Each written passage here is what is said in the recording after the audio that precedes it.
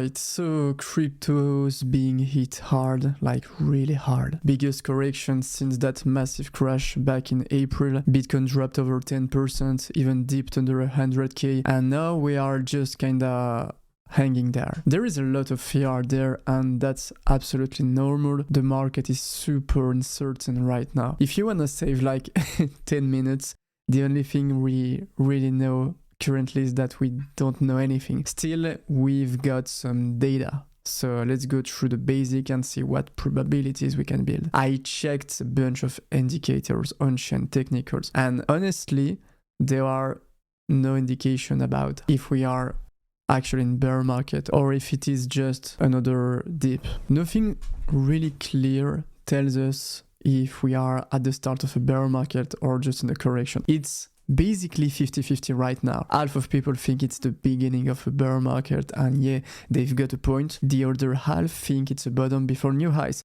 and they've got a point too. So again, we don't know anything. And just accepting that is already not bad. The fear and greed is really interesting. It's sitting at fear levels we saw back in February or March. Same kind of zone where we've bounced back. We cannot rely on that alone, but if we are in a rebound phase, we might not be that far from the local bottom. Now the scary part isn't just prices, it's this constant fear of bear market because of the temporality, and it kinda makes sense. It's November. Statistically, it would have made sense if Bitcoin topped in October. But yes, there are these 4-year cycles. There is temporality, but it is just timing tied to liquidity cycles, business cycles, and macro stuff. That's what keeps feeding the fear. When things crash like this, I don't really focus on headlines. I zoom out and look at liquidity, because that's liquidity that drives everything.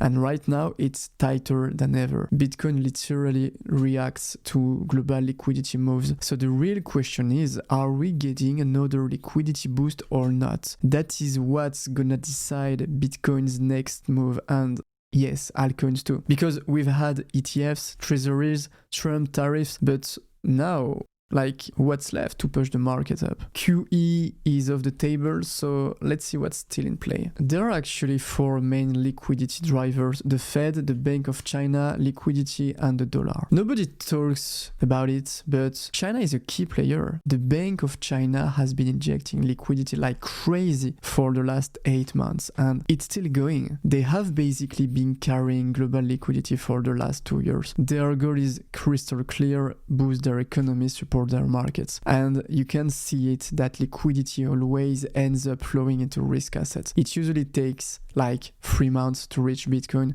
which means those injections from summer might start showing soon. Alright, now the Fed. Could we see enough of a liquidity boost to push markets up? Yeah, maybe. First, there is the TGA, the Treasury's account at the Fed. It's been refilled for months, sucking cash out of the system. Then came the government shutdown, spending froze, but cash kept coming in. So now the Treasuries is sitting on hundreds of billions, just waiting to flow back once the shutdowns end. That's around 150 to 200 billion that will re-enter the system, like a mini liquidity injection. That's a good point. Then we've got rate cuts. The Fed has cut the interest rates twice, but now Powell has been super careful, not promising anything for December. Still, odds are high for a first cut, and historically pivots are good for market. That's just a fact. Powell also said end of QT, quantitative tightening, in December, and that's huge. I think a lot of people underestimate the impact of the end of QT. They have been draining nearly 100 billion amount, and now that's ending. Publicly, they are not calling any QE, but it's basically the same thing without the label. They stop draining liquidity. It's like you stop paying rent and suddenly you have more cash to spend. That's a really good point.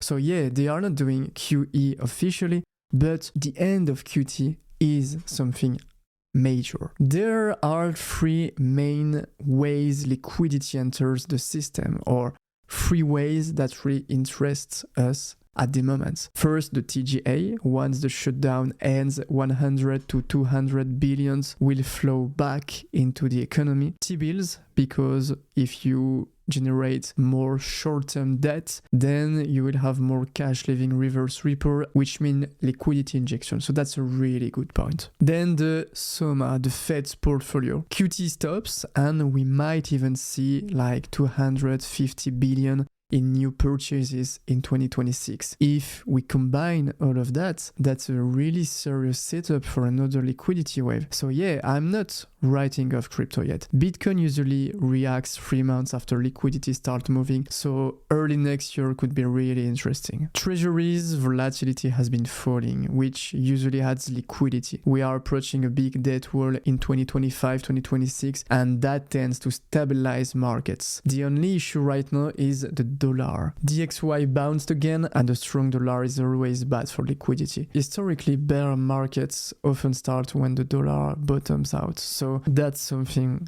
to watch, definitely. Okay, what's my take on every of that? There is a liquidity squeeze, a ton of fear, and tariffs are not helping. And as always, crypto is last in line. But personally, I'm staying in.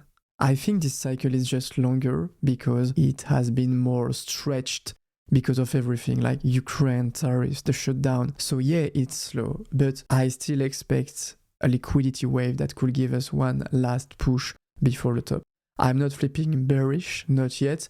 I'm just holding, watching, and I stay patient. I really believe we could stagnate around 100k, maybe drop lower, but I don't believe Bitcoin's ATH happened in October. These are the moments that matter. We are in that top 5% of emotional pressure that defines who stays in the game. I've reloaded and I'm holding. Was I a genius or a really stupid guy? I have no idea yet, but at least the dice are rolled and we'll see how it plays out. Take care of yourself, don't stare at charts every day, it won't change anything. I will be there whatever happens, whether Bitcoin hits 300k or drops to 40k. We'll keep learning, keep talking, and ride it out. Even if it's raining now doesn't mean the sun is not coming back sound. Take care, see you breachers.